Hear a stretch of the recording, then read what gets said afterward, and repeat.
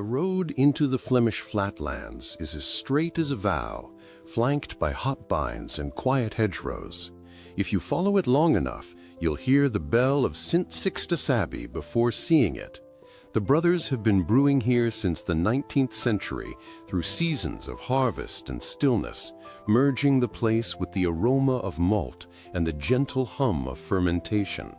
Travelers first uttered Westvleteren like pilgrims sharing news of a spring, not as a brand, but as a notion, a destination. Back beyond the fields and hedges, a small brewery operates without labels, retreating from noise and lighting a quiet beacon, the Blond. You encounter Westvleteren Blond not with banners or billboards, but like meeting a friend whose humor unfolds gradually. Its sunny straw hue is crowned by a foam that settles like a prayer.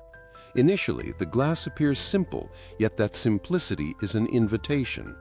The brothers label it a blonde ale, with numbers resembling stage directions. At 5.8% alcohol and 41 IBU, the yeast reads the script with clarity. Lift your glass. Your nose encounters clover honey, lemon zest, a hint of white pepper, and meadow herbs, the lively carbonation stemming from bottle conditioning, not machinery. Your taste buds discover crackery malt and a firm, respectful bitterness, a gentle nudge to sit up straight. This creeping revelation unfolds. The longer you linger, the more it beckons you to listen. Sitting at a wooden table near the abbey wall, I realize that this blonde is not a festival firework. It embodies the quiet essence of daily life.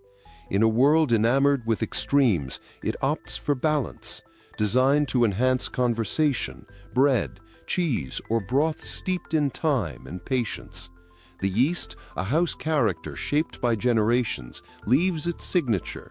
The hops harmonize in unity rather than seeking the spotlight. There's no gimmick, just practiced restraint. The texture is light yet persistent, the finish dry enough to coax you back for more. If you've gazed at a Vermeer and felt the light was the true subject, you understand this experience. Brouwery Westvleteren, linked to St. Sixtus Abbey, embodies a paradox best grasped in silence. Founded by monks in the 1800s who saw work as prayer, it never chased growth for its own sake. It operates on an almost homespun scale, overseen by the monks. The beers are unpasteurized and unfiltered, naturally conditioned in the bottle, sold without labels, conveyed only by caps. The blonde is consistently produced, central among a small portfolio that features stronger relatives. Yet even at the cafe across the road, where travelers murmur and accented English and Flemish, it's served with subdued modesty. To buy bottles, you must book a slot, provide your plate number, and adhere to limits. Not exclusivity and fashion, but principled boundaries. This philosophy stems from Trappist traditions.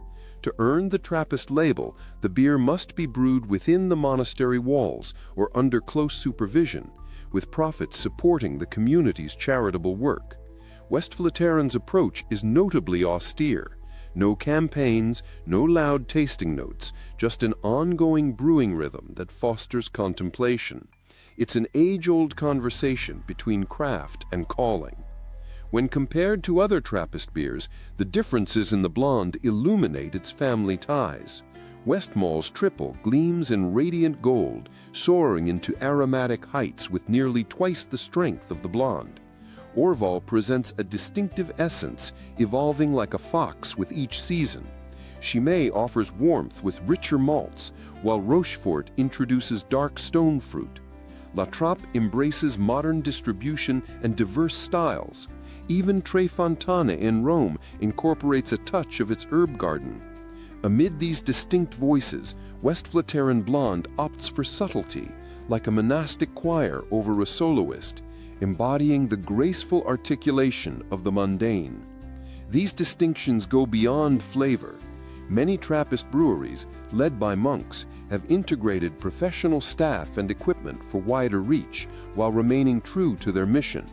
Westvleteren keeps its circle small, output low, and rituals intimate, While others flaunt coats of arms and elaborate labels, these bottles remain plain, inviting you to taste without a preamble. Where others export widely, this abbey invites you closer or reminds you that sometimes you cannot. The contrast isn't competition, but a choice, revealing each house's essence. As the light wanes and cool air from the fields envelops you, the blonde continues to whisper. It reminds you that beer can be a lens, not a mirror, that the best stories don't require plot twists, just a gradual reveal of a character at ease with itself. The fundamentals remain straightforward. A blonde ale from Sint Sixte Savvy, 5.8% alcohol by volume, 41 IBU, brewed within a vibrant tradition, bottle conditioned to preserve vitality. There are stronger, darker, bolder Trappist beers, others that travel farther and reach varied hands, but few rival the quiet precision of this one. If you're new to Trappist beers, let the blonde be your first introduction. Savor the yeast and malt's rhythm, the cadence of patience. Then explore the golden offerings of Westmalle, the wild poetry of Orval, the richer tones of Rochefort and Chimay, the Dutch melodies of La Trappe, and the herb notes of Trefontaine. You will discover a universe where devotion and technique coexist, where culture is served one glass at a time. Along that road, amidst the hedges and hop-bines, listen for the bell and understand why some beers choose to speak softly. Até a próxima cerveja.